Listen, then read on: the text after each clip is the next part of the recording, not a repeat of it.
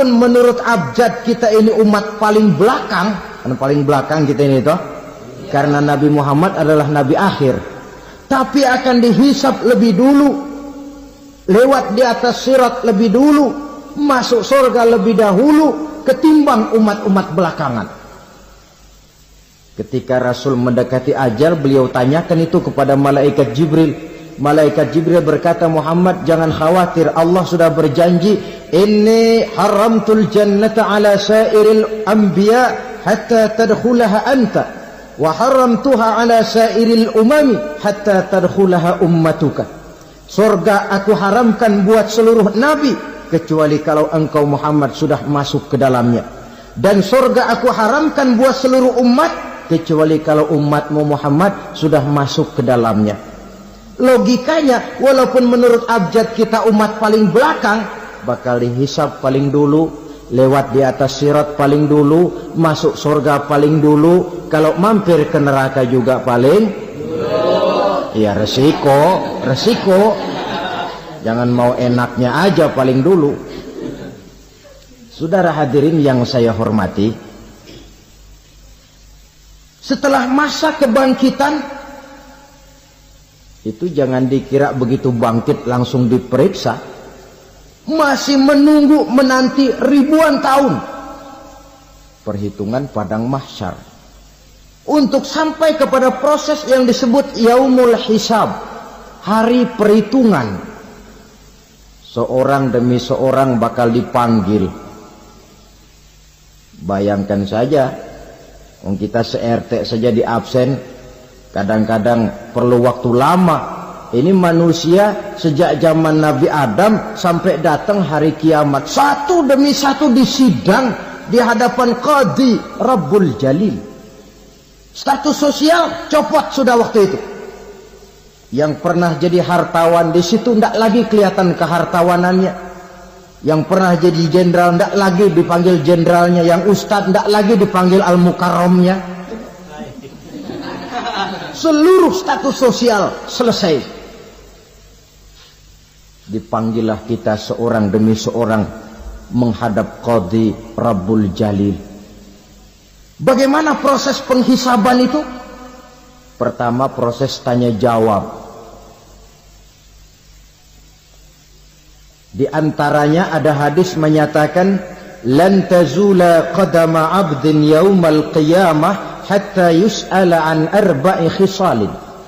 Besok di hari kiamat tidak akan bergeser telapak kaki seorang hamba sampai dia ditanya lebih dulu tentang 4 persoalan. Apabila datang kematian menimpa seseorang, datanglah kiamat baginya. Itu yang disebut dengan kiamat kecil. Hakikatnya mati adalah perpindahan dari kehidupan di dunia ini menuju kehidupan di alam barzakh.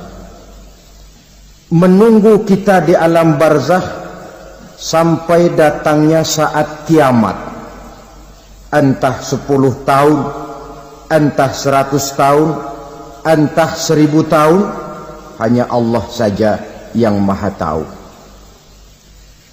Adapun orang-orang beriman yang melakukan amal kebajikan dalam kehidupan di dunia ini, masa penantian yang lama di alam barzakh buat mereka sebentar saja. Tetapi bagi orang-orang kafir yang ingkar, yang tidak beriman kepada Allah, yang hidup di dunia cuma menumpuk-numpuk dosa, tentu penantian di alam barzakh akan merupakan waktu yang sangat lama. Bukankah dalam kehidupan kita waktu itu memang relatif? Contoh misalnya, bagi pemuda-pemudi yang sedang duduk asyik memadu cinta, waktu 4-5 jam saja rasanya cuma 4-5 menit. Tenggelam oleh keasikan. Tapi buat orang yang berbaring di rumah sakit, meratap di balik-balik apa itu tembok derita kata lagu, di balik dinding-dinding penjara. Sehari bagai seminggu, seminggu rasa sebulan, sebulan boleh jadi rasa setahun. Penantian yang sangat lama.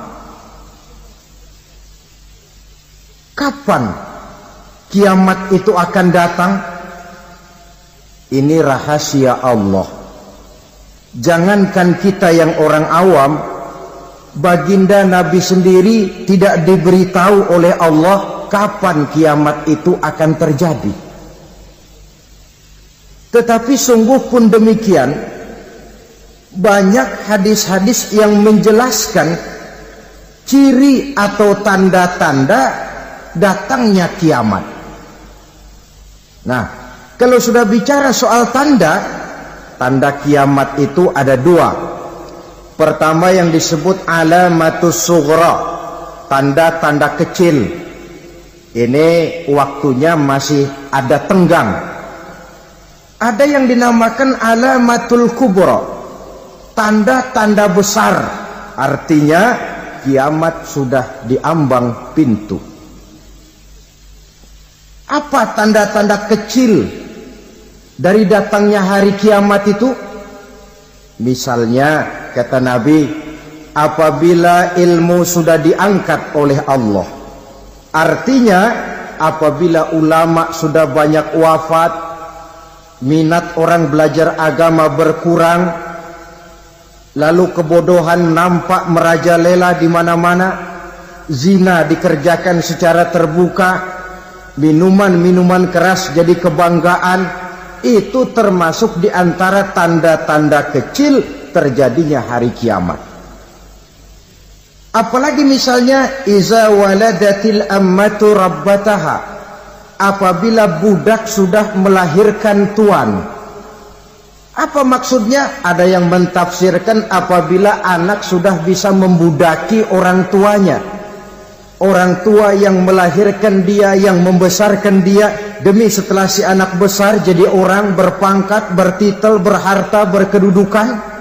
Jadilah orang tua itu budaknya. Sehingga sering dibilang, kalau orang tua kaya, anak jadi raja. Tapi kalau anak yang kaya, orang tua sering jadi budak. Apalagi munculnya fitnah yang bergelombang, timbul perang antara dua bangsa yang besar, waktu berjalan terasa sangat pendek sekali.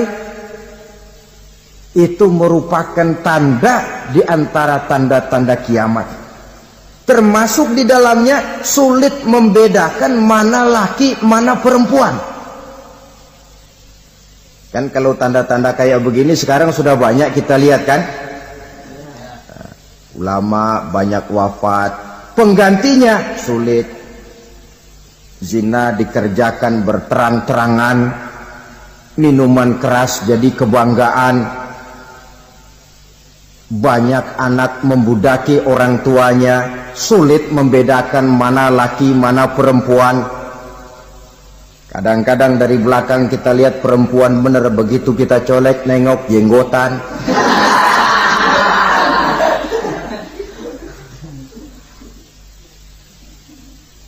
Ini termasuk tanda-tanda kecil, masih ada tenggang sampai akan terjadinya kiamat itu. Nah, yang dimaksud dengan tanda-tanda besar, ini tanda besar artinya kiamat sudah diambang pintu. Pertama, matahari terbit dari sebelah barat. Apabila matahari sudah terbit dari arah sebelah barat, tertutuplah sudah pintu taubat. Bersabda Nabi kita, la taqumus sa'atu hatta tatlu'a syamsu min maghribiha. Tidak akan datang hari kiamat sampai matahari terbit dari arah sebelah barat. Fa iza tala'at, manakala matahari telah terbit dari arah sebelah barat, wa ra'ahan nasu, manusia banyak menyaksikan itu, amanu ajma'un, mereka pun lalu beriman. Yang tadinya kafir, yang tadinya ingkar, yang tadinya membangkang, setelah melihat matahari terbit dari sebelah barat, buru-buru beriman, berlomba-lomba mengucap dua kalimat syahadat, Tapi apa yang terjadi? Kata Nabi, wadzalika hina la yanfa'u nafsan imanuha lam takun amanat min qabl. Hari itu adalah hari yang iman sudah tidak berguna lagi bagi seseorang apabila sebelumnya memang dia tidak pernah beriman. Au kasabat fi imaniha khaira, atau beriman tetapi tidak pernah melakukan kebajikan di dalam keimanannya itu. Hari yang sudah kaset, hari yang sudah terlambat, beriman tidak akan ada gunanya lagi. Ini pelajaran buat kita. Sebelum sang surya terbit dari sebelah barat, sebelum nafas sampai di tenggorokan, artinya pintu taubat masih terbuka. Kalau dua hal itu sudah terwujud, nafas sudah sampai di kerongkongan atau matahari sudah terbit dari arah sebelah barat, tertutuplah sudah pintu taubat. Tak ada lagi gunanya pangkat, jabatan, harta, bahkan beriman pun dalam suasana macam itu. Too late, kata orang Kulon. Sudah terlambat. Matahari terbit dari arah sebelah barat. Itu tanda besar, artinya kiamat sudah di ambang pintu. Lalu apalagi tanda besar? Munculnya Dajjal. Dajjal artinya pendusta-pendusta yang menyesatkan manusia. Ada dua macam Dajjal, saudara. Ada Dajjal kecil. Ini Dajjal kelas teri. Kalau ini sejak zaman Rasulullah sudah ada itu. Tiap zaman ada. Di zaman Rasulullah misalnya ada yang bernama Aswad al-Unsi dari Yaman. Ada yang namanya Musailamah al-Kazzab dari Yamama. Ada yang namanya Ibnu Sayyad dari Madinah. Ini Dajjal di zaman Rasul. Musailamatul Kazzab memproklamirkan diri jadi nabi dia. Di zaman Rasul masih hidup. Ini Dajjal zaman Nabi. Di zaman sahabat muncul Dajjal. Di zaman kita sekarang ini Dajjal pun gentayangan. Dajjal kelas teri. Kerjanya mendustakan manusia, menyesatkan manusia, memalingkan manusia dari jalan yang benar dan diridhoi oleh Allah Subhanahu wa ta'ala. Adapun yang merupakan tanda besar dari datangnya kiamat, Dajjal kelas kakap. Pembohong-pembohong besar yang menyesatkan masyarakat manusia berpaling dari jalan Allah mengikuti jalan mereka. Apa sih ciri Dajjal itu? Kata Nabi dalam hadis Bukhari Muslim, Innad Dajjala, sesungguhnya yang namanya Dajjal itu yakhruju, satu saat akan muncul mendekati hari kiamat. Wa inna ma'ahu ma'an, si Dajjal ini membawa air. Wa naran, dan juga membawa api. Dua simbol. Di tangan yang satu dia bawa air, di tangan yang satu dia bawa api. Wa ammal ladzi yarahu an-nasu ma'an fanarun, adapun yang orang banyak lihat air, hakikatnya adalah api. Yang dilihat api, hakikatnya adalah air. Oleh sebab itu, kalau api yang ditawarkan, ambillah air. Kalau air yang ditawarkan, pilihlah api. Maksudnya apa ini? Ini bahasa simbol, saudara-saudara. Dajjal bicaranya seolah-olah untuk kepentingan manusia, menawarkan surga. Surga yang dia tawarkan hakikatnya neraka. Hai manusia, kalau kau mau bahagia, jangan dekat-dekat dengan agama.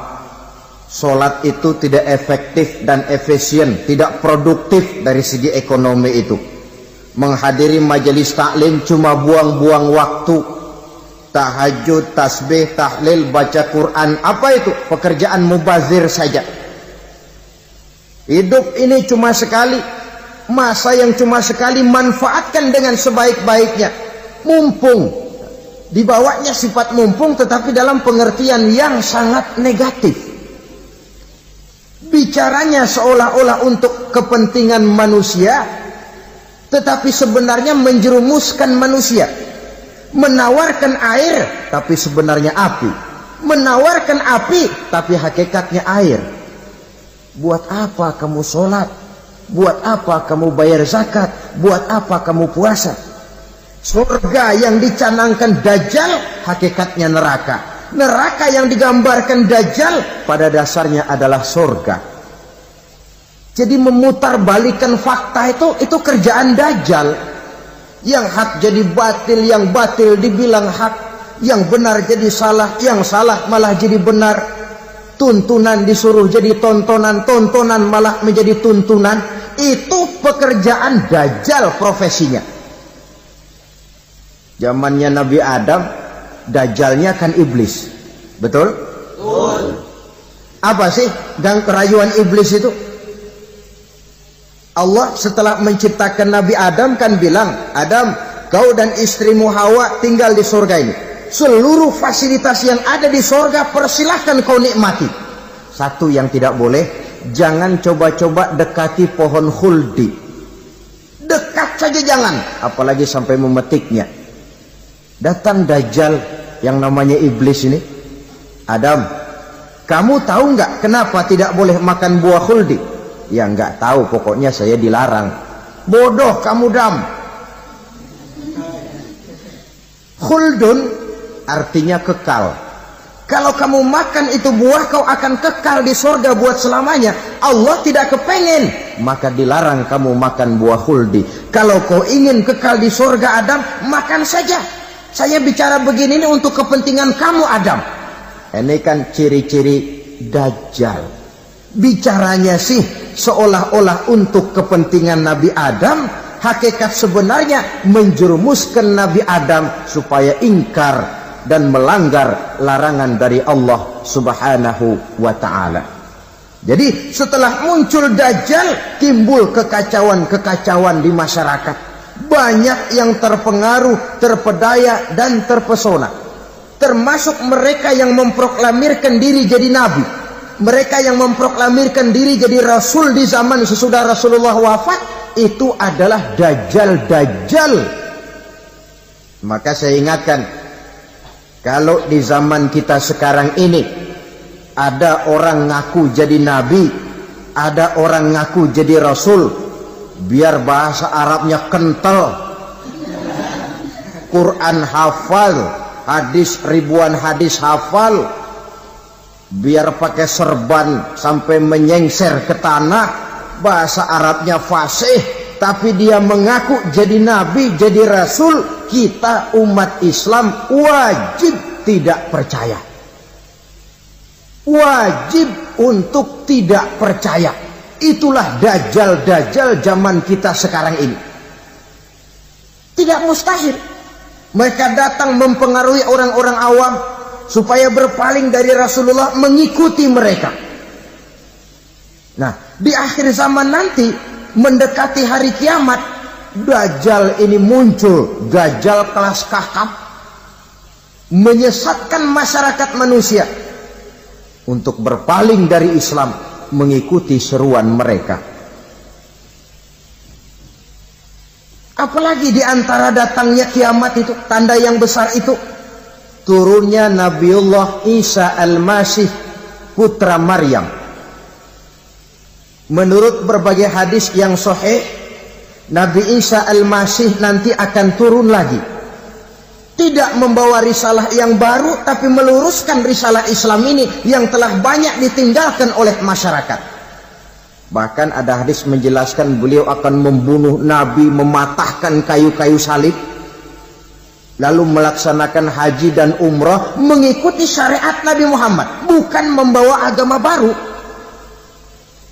Menjadi semacam mujaddid, reformer, menyelamatkan manusia dari bisikan Dajjal. Bahkan ada riwayat yang menjelaskan bahwa Nabi Isa berhasil mengalahkan Dajjal, mengembalikan masyarakat manusia kembali kepada ajaran Islam yang datang dari Allah, dibawa oleh Rasulullah sallallahu alaihi wasallam. Dengan kata lain, turunnya Nabi Isa bukan sebagai nabi dan rasul baru, tetapi mengikuti syariat Nabi kita Muhammad sallallahu alaihi wasallam. Saudara hadirin, ibu-ibu hadirat yang saya hormati, kemudian apalagi di antara tanda-tanda besar akan datangnya kiamat itu? Keluarnya asap atau awan. Kata Nabi, inna min asrati sa'ah dukhanan yamla'u ma bainal masyriqi wal maghrib. Di antara tanda-tanda kiamat munculnya awan atau asap yang memenuhi antara langit dan bumi. Ini pun diperkuat dalam surah Ad-Dukhan ayat 10. Fartaqib yauma ta'tis sama' bidukhanin mubin fayughshan nas hadza azabun alim. Bagi orang-orang yang beriman, mereka biasa-biasa saja. Tapi bagi orang kufur, datangnya asap dan awan ini merupakan azab yang kelewat pedih. Barangkali sedikit mendekati gambaran tentang azab yang pedih ini, saya ingatkan alam pikiran kita kepada peristiwa yang belum lama terjadi. Pernah dengar berita bocornya reaktor nuklir di Chernobyl, Uni Soviet? Pernah dengar? Nah. Bocornya reaktor nuklir di Chernobyl yang mengakibatkan ratusan bahkan sangat mungkin ribuan nyawa. Cuma satu reaktor. Bagaimana kalau seluruh cadangan nuklir yang dimiliki oleh para negara adikuasa ini diledakkan? Bahkan yang konon menurut catatan, cadangan nuklir yang dimiliki bersama oleh Amerika dan Rusia sekarang ini sudah sanggup memusnahkan 6 miliar manusia. 1,5 kali lebih banyak dari jumlah manusia yang nongkrong di permukaan bumi ini. Saudara-saudara hadirin yang saya hormati, lalu saat mendekati hari kiamat, apalagi tandanya? Setelah Nabi Isa wafat, pada saat turunnya yang kedua kali, lalu Allah meniupkan angin sejuk. Semua orang-orang beriman, orang-orang baik wafat, sehingga penghuni bumi ini cuma tinggal lagi terdiri dari orang-orang kafir.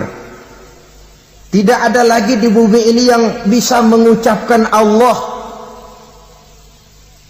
Sehingga dalam hadis qudsi itu ada keterangan, innallaha azza wa jalla yaqulu li Israfil. Allah pernah pesan kepada malaikat Israfil, kata Allah, Israfil, iza sami'ta qailan yaqul Allah Allah fa akhirin nafakh 40 sanatan ikraman liqailiha. Hai Israfil, apabila kau dengar di permukaan bumi masih banyak orang yang mengucapkan Allah Allah, maka tunda sangkakala kiamat itu 40 tahun. Untuk apa? Ikraman liqailiha, menghormati orang yang mengucapkan Allah Allah itu. Wah, jadi karena sekarang masih banyak yang mengucapkan Allah, besar hatilah kita, masih jauh kiamat itu. Tapi jangan lupa, kiamat pribadi, kiamat kecil itu yang nggak kita sangka-sangka. Ajal datang mencabut nyawa, itu kiamat pribadi. Dan itu yang pasti kita hadapi, dan itu yang membuat kita tidak boleh bersikap main-main di dalam kehidupan sekarang ini. Saudara hadirin yang saya hormati, tidak ada lagi orang-orang muslim. Seluruh penduduk dunia ini kafir. Lalu terciptalah struktur sosial yang berlandaskan prinsip hidup semau gue. Bakal terjadilah prinsip di mana yang kaya menyantap yang miskin, yang kuat menindas yang lemah. Hidup sudah bagaikan di rimba belantara. Berlaku hukum rimba. Siapa yang kuat dia yang menang. Siapa yang lemah menjadi mangsa. Timbul kekacauan. Maksiat merajalela. Munkarat menjadi-jadi. Sehingga isi bumi ini penuh dengan segala macam perbuatan dosa. Tidak ada perlunya lagi alam diperpanjang temponya. Datang saat yang sudah dijanjikan oleh Allah Azza wa Jalla, maka terjadilah yang disebut kiamat kubra, kiamat besar, kiamat hancur-hancuran. Bagaimana kejadian ini dimulai? Dalam surah Az-Zumar ayat 68, Allah Subhanahu wa taala berfirman, "Wa nufikha fis-suri fasa'iqa man fis samawati wa man fil ardi illa man sya'allahu." Maka manakala ditiuplah sangkakala, terkejutlah seluruh yang ada di langit dan seluruh yang ada di bumi. Bila saat kiamat datang, Allah perintah malaikat Israfil, tiup sangkakalamu. Ditiuplah sangkakala oleh malaikat Israfil. Yang akibat daripada tiupan itu, seluruh yang ada di langit, seluruh yang ada di permukaan bumi terkejut. Yang ada di langit siapa? Malaikat kan. Bayangin aja kalau malaikat kaget, apalagi kita. Terkejut seluruh makhluk yang ada di bumi, yang ada di langit mendengar suara sangkakala itu. Bunyinya tidak sanggup kita bayangkan dahsyatnya. Ledakan nuklir, ledakan neutron, belum apa-apa ketimbang bunyi sangkakala malaikat Israfil ini. Nah, lalu mendengar bunyi sangkakala ini, gemparlah makhluk, kacaulah alam.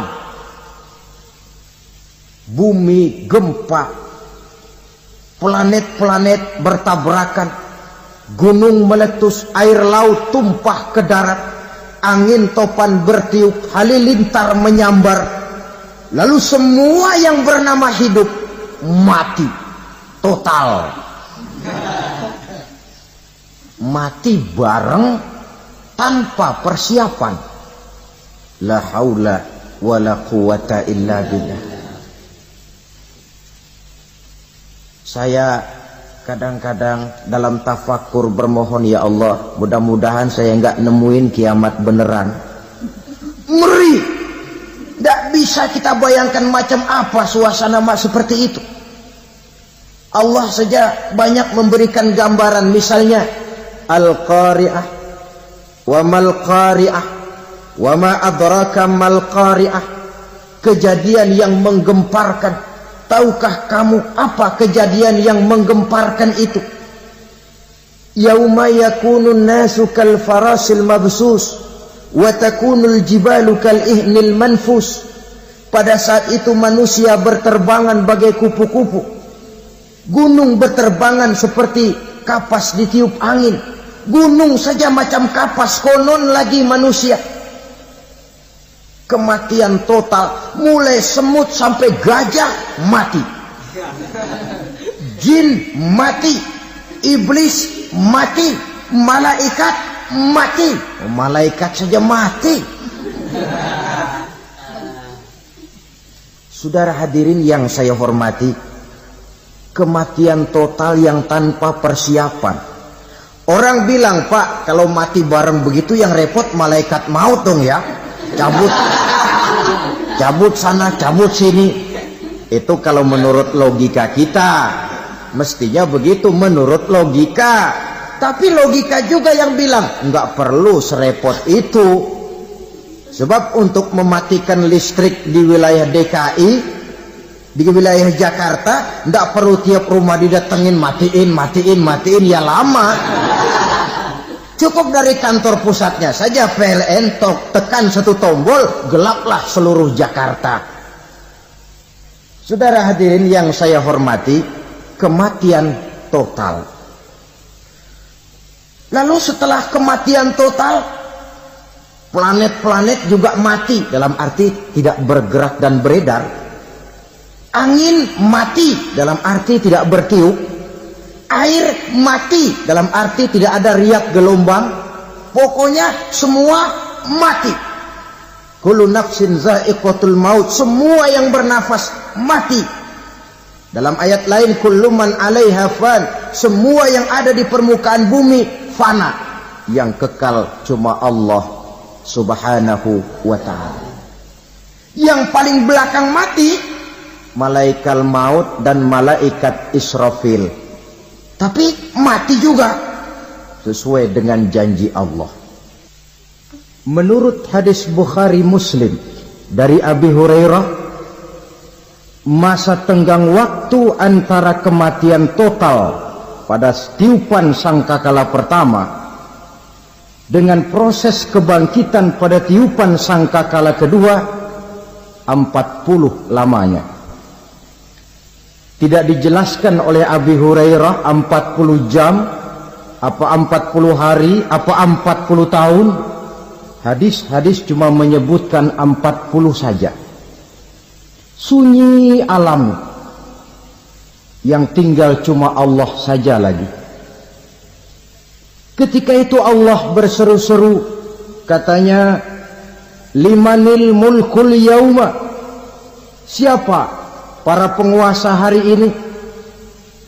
Mana itu raja-raja dan penguasa yang dulu mengaku jadi Tuhan? Fir'aun, mana Fir'aun sekarang? Yang dulu jadi raja, merasa berhasil, sombong, lalu tidak mau turun-turun dari kekuasaannya, sampai kepada puncak kekurang ajarannya mengangkat diri jadi Tuhan. Mana itu Fir'aun? Namrus, mana sekarang Namrus?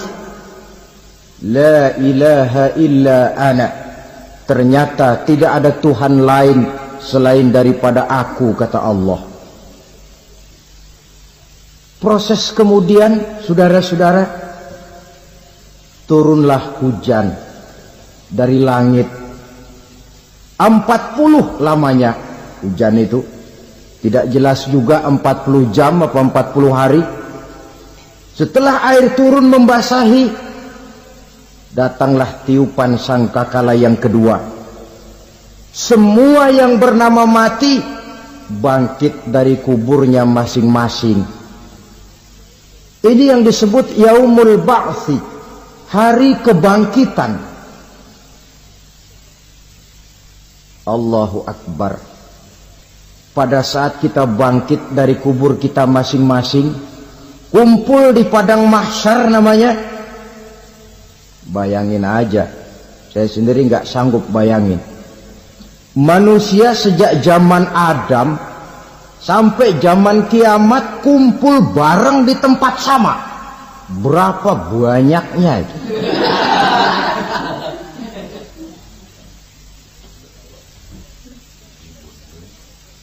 Dan yang luar biasa, menurut satu riwayat, pada saat bangkit itu, Masya Allah, roman muka kita berubah, disesuaikan dengan amalan kita waktu di dunia ini. Barang siapa yang waktu di dunia amalannya itu amalan tikus, di akhirat nanti dia bangkit dari kubur, mukanya seperti muka tikus. Gagah betul badannya, tapi mukanya seperti tikus. Kenapa? Amalannya waktu di dunia seperti amalan tikus. Apa amalan tikus itu? Suka ngegeragoti barang yang sudah disimpan rapi-rapi. Orang sudah simpan uang rapi-rapi, simpan perhiasan rapi-rapi, digeragoti oleh tikus. Maling-maling, pencoleng-pencoleng, koruptor-koruptor, itu nanti di akhirat nanti kita lihat mukanya seperti muka tikus. Oh, ini waktu di dunia suka nyolong. Mukanya seperti muka tikus. Barang siapa yang waktu di dunia ini amalannya itu amalan macan, dia akan bangkit nanti mukanya seperti muka macan. Apa amalan macan? Macan itu amalannya menang-menangan. Orang yang mau menang saja nggak mau mengalah. Coba lihat di hutan. Kenal hutan nggak? Di hutan, raja hutan di mana-mana pasti macan. Betul kan?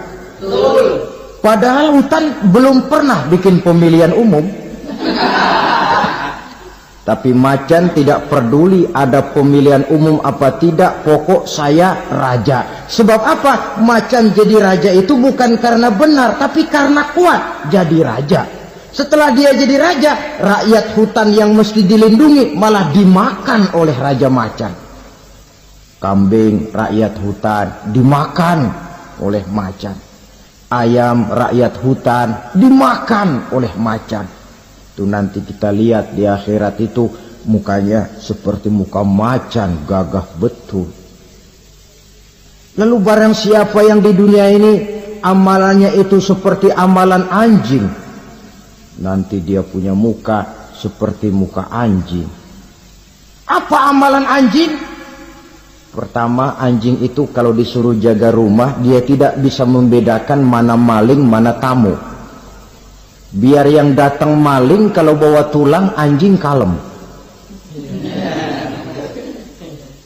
Yang kedua, anjing itu akan setia kepada siapa saja yang memberinya roti. Siapa yang memberinya roti, itulah majikannya. Apa kata majikannya, pasti dia laksanakan. Soal benar atau salah, dia tidak peduli. Setelah anjing dapat roti, dia tidak punya pilihan lain kecuali bilang, abdi mah kumaha juragan wae ayeuna mah.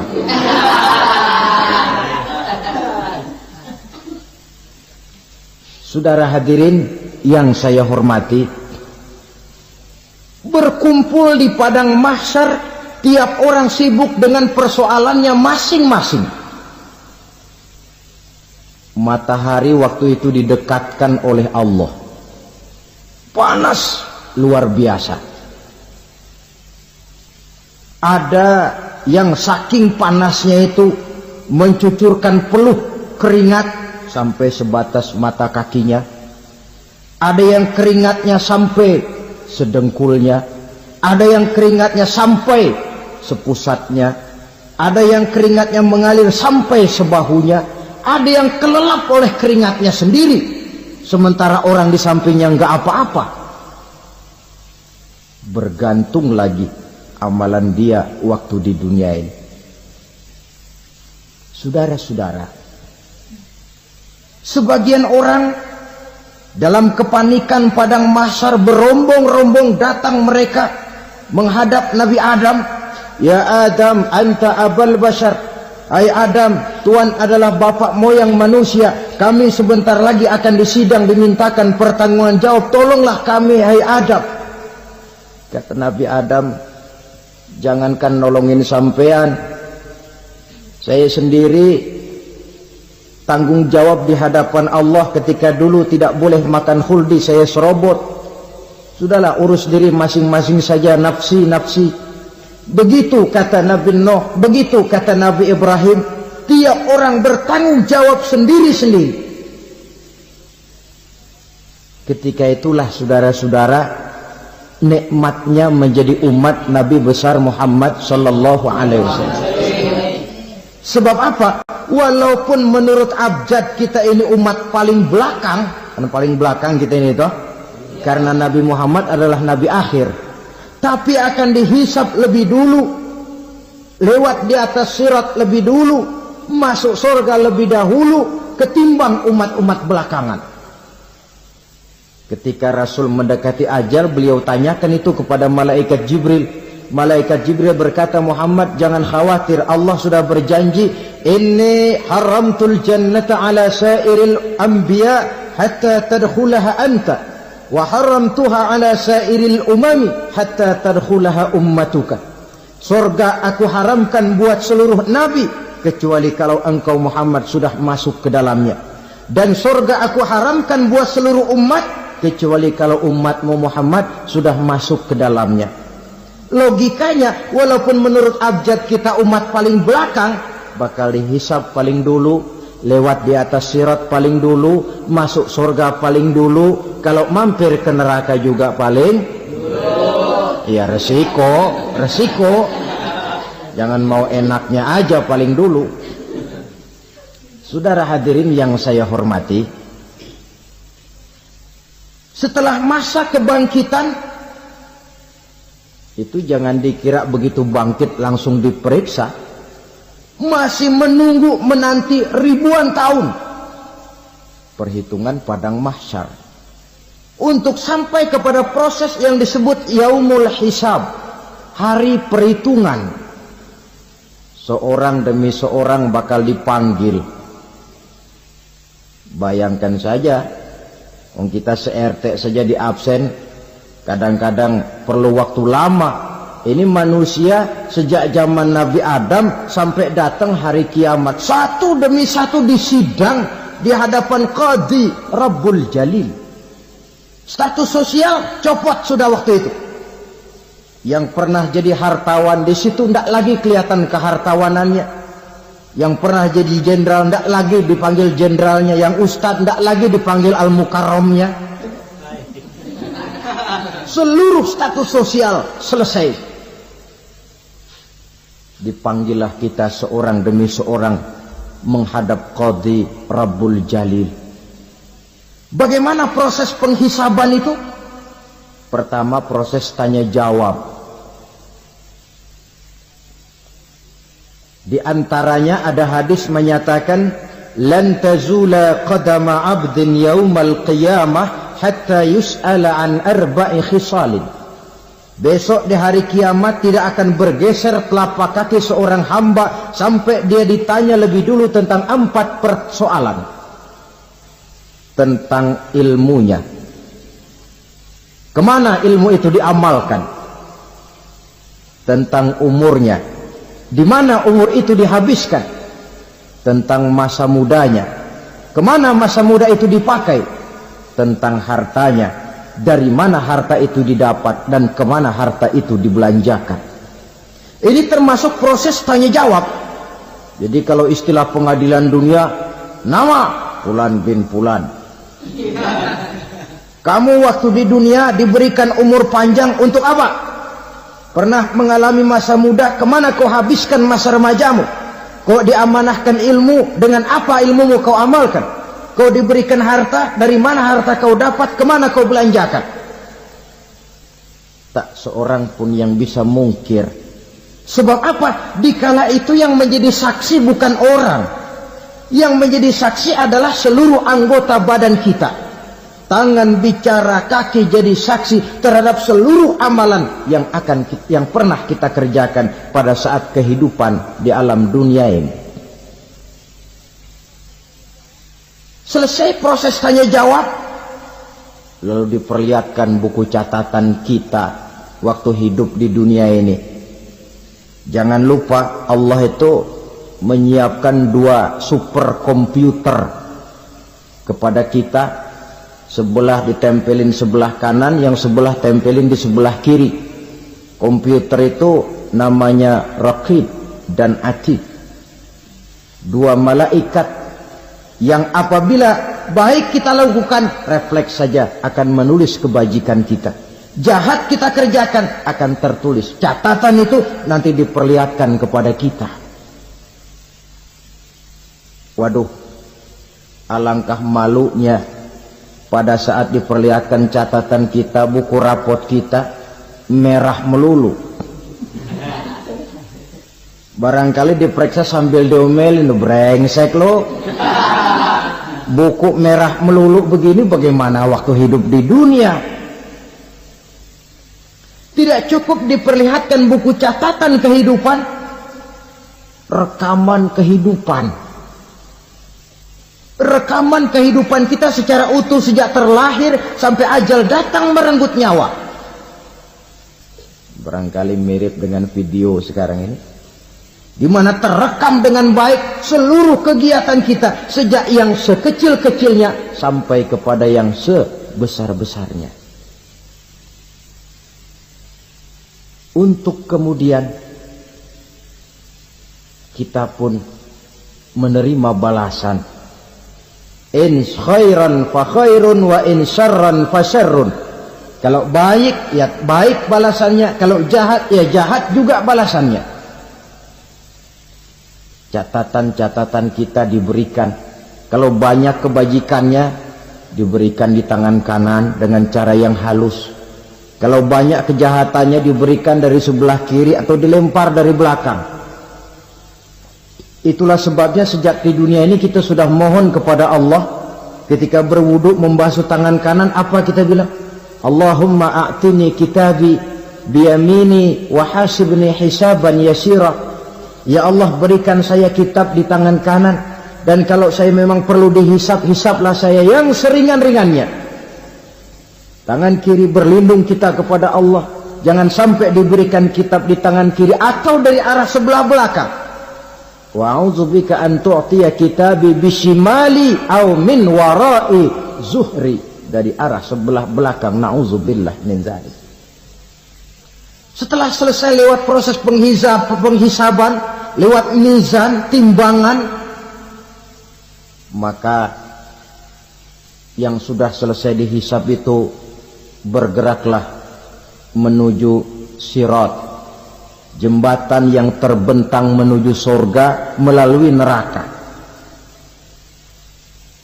Saudara-saudara, panjangnya perjalanan sirat itu memakan waktu ratusan tahun.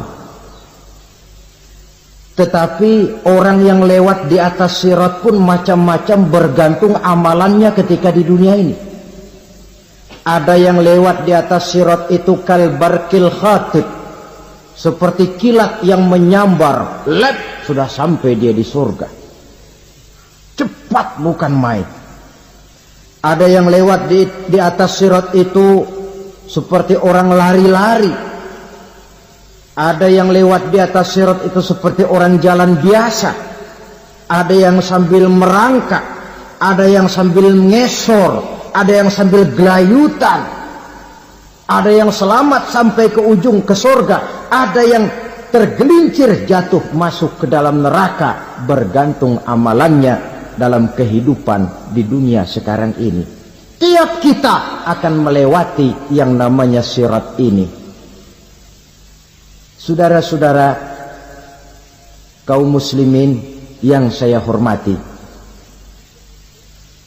dengan demikian mereka yang selamat melalui sirat sampai ke terminal akhir surga, mereka yang ketika dihisab ternyata banyak kejahatannya daripada kebaikannya, mereka singgah di dalam neraka. Nah, adapun orang-orang yang beriman menurut ayat Quran dan hadis Nabi itu nanti ada bermacam-macam. Ada orang beriman itu yang dimasukkan surga. Ada orang beriman itu yang dimasukkan ke dalam surga. Ada orang beriman itu yang disebut penduduk surga. Kenapa lain-lain, Pak? Karena waktu di dunia amalannya juga lain-lain. Ada orang beriman yang masuk surga. Ini paling murah tiketnya. Mau masuk surga? Kata Nabi begini, ma min abdin qala la ilaha illallah thumma mata ala dhalik illa dakhala al-jannah. Kalau seorang hamba sudah mengucap dua kalimat syahadat, dia yakin dengan kebenaran kalimat itu sampai matinya, orang itu akan masuk surga. Abi Dzar yang waktu itu diajak bicara heran, ya Rasul kok gampang betul? Iya, walaupun orang itu mencuri, iya, walaupun orang itu berzina, iya. Biar dia mencuri, biar dia berzina, kalau dia sudah mengucap dua kalimat syahadat, dia yakin dengan kebenaran kalimat itu sampai matinya, itu orang akan masuk surga. Jadi masuk surga cukup 2 kalimat syahadat, yakin sampai mati masuk surga. Itu perkara masuk. Tapi kalau pertanyaannya diterusin, masuknya kapan Pak? Nah ini lain lagi urusannya.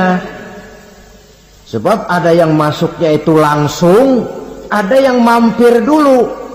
Di sana tempat cuma 2, kalau tidak surga, neraka. Mau ke surga tapi mampir dulu, yang mampirnya jelas di neraka. Kenapa? Dalam hadis qudsi ada riwayat, nanti itu di akhirat, setelah Allah selesai mengatur penduduk surga masuk surga, yang neraka masuk neraka, Allah berkata kepada malaikat Malik, malaikat Malik, labaik ya Allah, itu bajingan-bajingan tengik, manusia-manusia durjana yang waktu di dunia tidak mau sujud, jauh dari ulama, gemar melakukan yang munkarat dan maksiat, hidup di tengah masyarakat selalu jadi bibit keonaran, kufur, sudah masuk neraka semua. Sudah ya Allah. Nah, kalau sudah, coba sekarang kamu masuk Malik. Saya, iya, masuk neraka. Mau apa ya Allah? Kata Allah, akhriju minan nar man kana fi qalbihi misqala habatin min khardalin min iman. Kau masuk neraka, cari di dalam neraka orang-orang yang ada imannya walaupun kecil sebesar biji zarah, angkat mereka keluar. Masuk malaikat Malik ke neraka, cari orang yang ada imannya, korek-korek. Ya repot, udah pada gosong. Yang ada imannya diangkat ke atas, yang ada imannya diangkat ke atas, lalu dimandikan di Nahrul Hayat, namanya sungai kehidupan di akhirat nanti. Cakep lagi rupanya, bersih lagi wajahnya, apel di hadapan Allah. Kata Allah, bagaimana mas? Kapok nggak sampean? Kapok ya Allah. Nah, kalau kapok, idhab fadkhulil jannah, pergi masuk surga sana. Berangkat mereka ke surga, ketemu sama teman-temannya yang udah sampai lebih dulu, yang nggak pakai mampir lagi. Terjadi dialog. Kata teman-temannya yang udah pada nyampe duluan, mas, iya, emang baru sampai? Saya baru sampai. Memang mampir di mana dulu mas? Kita sudah lama sampai di surga. Saudara buka surah Al-Muddathir ayat 34-35. Ma salakakum fis saqar? Kenapa kamu mampir di neraka Saqar? Qalu lam naku minal musallin. Mereka menjawab, kami mampir di neraka Saqar mas, gara-gara dulunya kami waktu di dunia tidak pernah sholat. Tidak pernah sholat? Tidak pernah. Kan rumahnya dekat masjid, cuma dekat doang mas. Sholat mah enggak saya. Enggak pernah ngasih makan fakir miskin, enggak pernah hadir di majelis taklim, pendeknya enggak pernah melakukan kebajikan. Maka saya pun mampir di neraka Saqar. Untung betul saya punya iman mas, sedikit. Waktu hidup di dunia dulu saya pernah mengucap 2 kalimat syahadat. Sekali-kalinya waktu mau kawin. Masya Allah. Untung saja kawin. Kalau nggak kawin polos.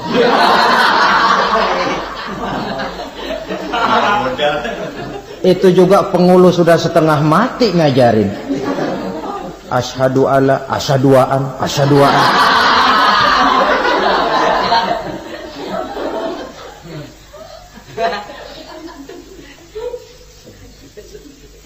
Ini namanya masuk surga, ada mampir dulu. Ada pula orang mukmin itu yang dimasukkan surga. Namanya dimasukkan kan terima beres. Saya masuk ke rumah, jalan sendiri, cari tempat sendiri. Saya dimasukkan ke dalam rumah, terima beres, pokok ada di dalam, itu dimasukkan namanya. Nggak pakai mampir. Tapi tentu tiketnya lebih mahal ketimbang yang pertama tadi. Apa kata Allah? Innal ladzina amanu wa amilus solihat la ukaffiranna anhum sayyi'atihim wa la udkhilannahum jannah. Sesungguhnya orang-orang yang beriman kemudian beramal soleh, kami hapuskan segala dosa dan kesalahannya, kami masukkan mereka ke dalam surga. Lihat ayatnya, Allah yang memasukkan, kita yang dimasukkan. Tidak pakai transit, tidak usah mampir. Cuma tidak cukup syahadat, tidak cukup amanu, tapi diiringi dengan wa amilus sholih. Iman, amal. Tidak cukup syahadat, lalu dibuktikan dia sholat, dia zakat, puasa, lalu dia melakukan berbagai macam kebajikan. Ini yang menyebabkan dia tidak pakai mampir di tempat yang bernama Sakor. Lalu ada pula orang mukmin itu yang disebut penduduk sorga. Wah, ini sudah VIP ini. Ashabul jannah, penduduk sorga. Siapa mereka? Kata Allah, innal ladzina amanu summa istaqamu fala khaufun alaihim wala hum yahzanun ulaika ashabul jannah hum fiha khalidun. Sesungguhnya orang-orang yang beriman lalu istiqamah, tetap dalam melaksanakan perintah Allah, tidak goyah, tidak labil tapi stabil, istiqamah, mereka tidak takut dan tidak bersedih hati. Merekalah penduduk surga. Iman, istiqamah. Tidak punya duit, sembahyang. Banyak duit, sembahyang. Miskin, sembahyang. Kaya, tetap sembahyang. Istiqomah. Kadang orang kalau susah rajin ke masjid, banyak duitnya ngelihat masjid melengos. Itu yang dibilang waktu miskin hamba Allah, setelah kaya jadi hamba harta. Bergeser, tidak ada nilai istiqomahnya. Saudara-saudara, dengan begitu penduduk neraka itu dua. Ada penduduk permanen, ada penduduk yang semi permanen. Yang semi permanen orang-orang beriman yang mempunyai dosa besar. Mereka masuk ke neraka untuk menerima azab sesuai dengan dosanya. Bila selesai masa azab itu, mereka akan diangkat untuk ditempatkan kembali ke dalam surganya Allah Subhanahu wa ta'ala. Nah, dikala itulah saudara-saudara, ada yang disebut syafaat dari Rasulullah Sallallahu Alaihi Wasallam. Tapi tentu jangan lupa syafaat ini ibarat kain menambal dia. Kita punya kain bolong-bolong sedikit, syafaat yang menambal. Solat kita ada kurang dikit, sedekah kita ada campur riak dikit, amalan kita ada tidak karena Allah dikit. Kita berharap syafaat.